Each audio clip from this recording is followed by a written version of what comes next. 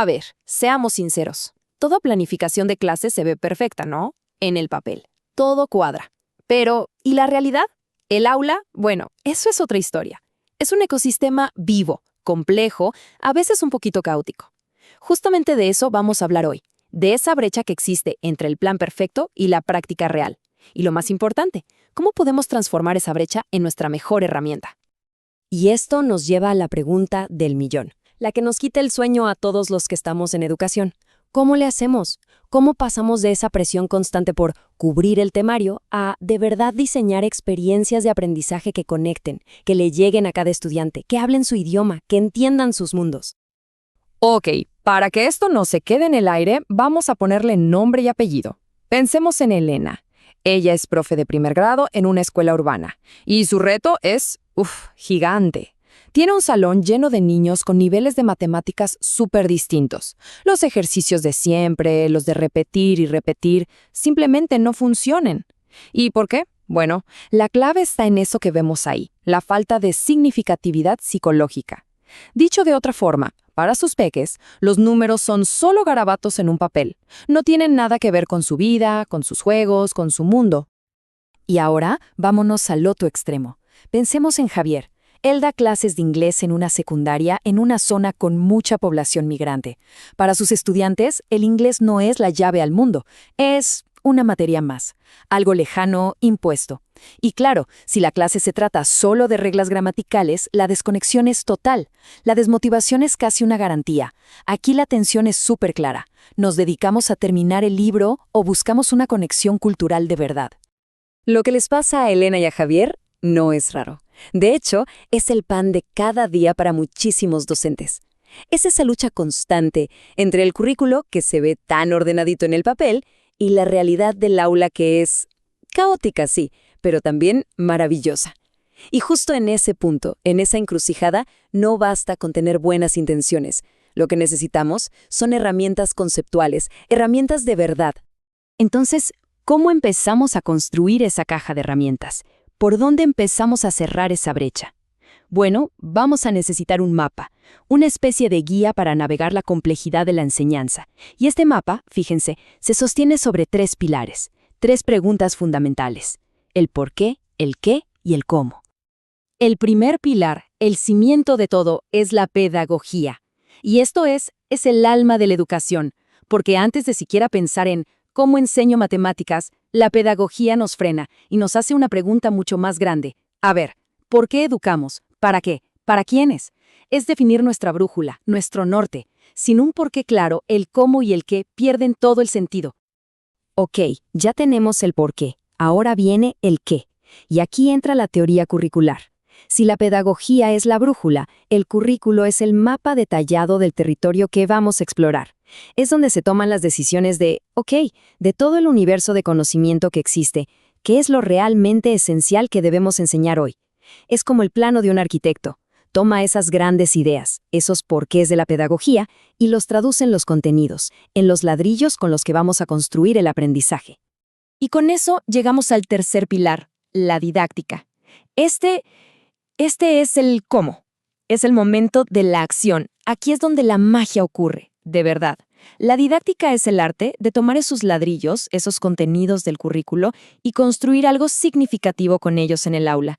Es la estrategia, la creatividad, es la ciencia y el arte de enseñar para que el otro aprenda. Esta tabla lo deja clarísimo, ¿no? Es una tríada perfecta. Pedagogía, el por qué, los cimientos, currículo, el qué, los planos de la construcción, y la didáctica, el cómo, la acción de construir. Lo más importante es entender que no pueden ir por separado. Si falta una pata, la mesa se cae. Es un sistema, un engranaje que cuando funciona bien, le da una coherencia y una potencia increíble a la enseñanza. Y ojo, que todo esto no se inventó ayer. Estas ideas vienen de lejos, tienen una historia increíble detrás.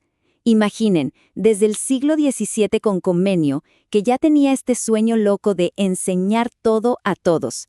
Luego, Rousseau, que nos dijo, ¡hey! Aprendemos con el cuerpo, con los sentidos. Y ya en el siglo XX, gigantes como Piaget y Vygotsky revolucionaron todo al demostrarnos que aprender no es recibir información, es construirla activamente. Todo lo que hacemos hoy se para sobre los hombros de estos pensadores. Perfecto. Ya tenemos el mapa, la caja de herramientas conceptual. Pero ahora viene lo bueno. Vamos a ver cómo todo esto se traduce en acciones concretas dentro del salón de clases. Vamos a clavarnos en 2 principios que son básicamente el corazón de la enseñanza moderna. El primero es fundamental, el principio de individualización. Y a ver, cuidado, esto no significa volverse loco y preparar 30 clases diferentes para 30 estudiantes. Para nada. Significa diseñar una clase, pero que sea tan flexible, tan abierta, que pueda adaptarse a los distintos ritmos, estilos e intereses que conviven en el aula. Se trata de equidad, de crear un camino donde nadie se quede rezagado. Y esta idea, de nuevo, no está sola. Se apoya en el trabajo de pesos pesados. Vygotsky, por ejemplo, nos regaló el concepto de la zona de desarrollo próximo. ¿Se acuerdan? Ese espacio mágico donde, con un empujoncito, logramos aprender algo nuevo. O Howard Gardner, que nos sacudió a todos con su teoría de las inteligencias múltiples, recordándonos que la inteligencia no es una sola cosa, sino un abanico de posibilidades. Y por supuesto, Ausubel, que nos dejó claro que para aprender algo nuevo, primero hay que conectarlo con lo que ya sabemos. Y el segundo principio es la otra cara de la moneda, la socialización.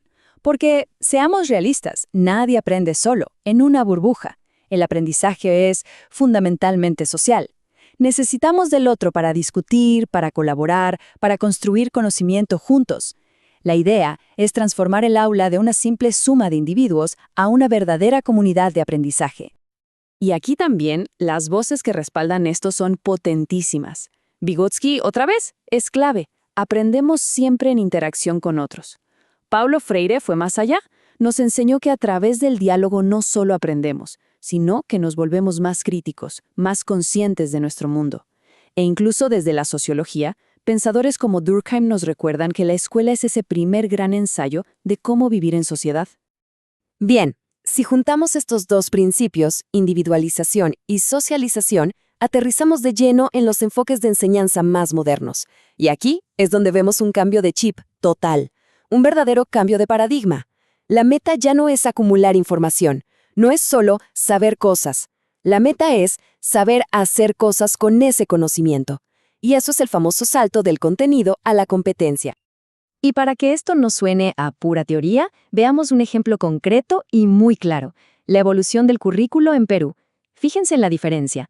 Antes, el foco estaba en temas, en contenidos fragmentados, casi como una lista de supermercado. Ahora, con el enfoque por competencias, se busca desarrollar habilidades complejas, que articulan el saber hacer y hasta el saber ser. El foco cambió de memorizar y repetir a entender y aplicar para resolver problemas. ¿Y qué hay en el fondo de todo este cambio? Una idea potentísima, el constructivismo. La idea es sencilla, pero lo cambia todo. Sostiene que aprender no es un acto pasivo, no es como llenar una jarra vacía con agua. ¡No! Aprender es un proceso activo, es construir. Cada estudiante es un constructor, un arquitecto que va levantando su propio edificio de conocimiento, ladrillo sobre ladrillo, conectando lo nuevo con lo que ya sabía. Y esta idea de ser arquitectos del aprendizaje nos lleva de la mano a una de las herramientas más prácticas y transformadoras que existen hoy, el diseño universal para el aprendizaje, el famoso DUA. Y su lógica es brillante. En vez de planificar una clase talla única y después correr a hacer parches y adaptaciones para los que no encajan, el DUA nos dice, diseña desde el principio para todos. Es un enfoque proactivo, que piensa en la diversidad desde el primer minuto y elimina las barreras antes de que se conviertan en un problema. Y el DUA funciona con 3 principios, que en el fondo son puro sentido común. El primero tiene que ver con el qué del aprendizaje. O sea, hay que ofrecer la información en múltiples formatos. No solo texto, también videos, audios, gráficos, de todo. El segundo principio es el cómo, darles múltiples formas de demostrar lo que aprendieron. Que no todo sea un examen escrito, que puedan hacer un video, un dibujo, una presentación. Y el tercero, que es el motor de todo, es el por qué. Encontrar múltiples maneras de despertar su interés, de conectar con su motivación, de que les importe lo que están aprendiendo. Muy bien, ya pusimos todas las piezas sobre la mesa, ¿cierto? Tenemos la pedagogía, el currículo, la didáctica, los principios, el DUA. Ahora es momento de cerrar el círculo. Vamos a volver a donde empezamos, al salón de clases de Elena y Javier, para ver cómo toda esta caja de herramientas puede, en la vida real, transformar su día a día. Y aquí viene el cambio de mentalidad que es quizás el más importante de todos. El objetivo de la escuela no puede ser cubrir el currículo. No somos repartidores de contenido. El objetivo es usar el currículo como una herramienta para enseñar a personas. El foco se desplaza del temario al estudiante. Y ese pequeño giro lo cambia absolutamente todo. Entonces, volvamos a nuestros casos. ¿Se acuerdan de Elena y sus problemas con las matemáticas? Con el DUA en mano, ella puede revolucionar su clase. Puede usar juegos de mesa, bloques de construcción, canciones, 1000 maneras de que los números dejen de ser abstractos y se conviertan en algo tangible. ¿Y Javier con sus alumnos desmotivados con el inglés? En lugar de enfocarse en la gramática, puede crear una comunidad de práctica. ¿Qué es eso? Un espacio donde el inglés se vive, se usa para algo real. ¿Qué tal si crean un podcast sobre su música favorita? ¿O un blog sobre las historias de su comunidad? Ahí el idioma cobra sentido. Y con esto llegamos al final de este análisis, porque al final del día, la pedagogía, el currículo, la didáctica, no son solo conceptos para un examen, son las herramientas que nos permiten pasar de ser meros repetidores de contenido a ser verdaderos diseñadores de experiencias de aprendizaje. Nos permiten convertir la enseñanza en lo que realmente es en su esencia, una práctica capaz de transformar vidas desde el aula. La pregunta entonces ya no es cómo enseñar, sino si estamos dispuestos a usar estas herramientas para empezar a transformar.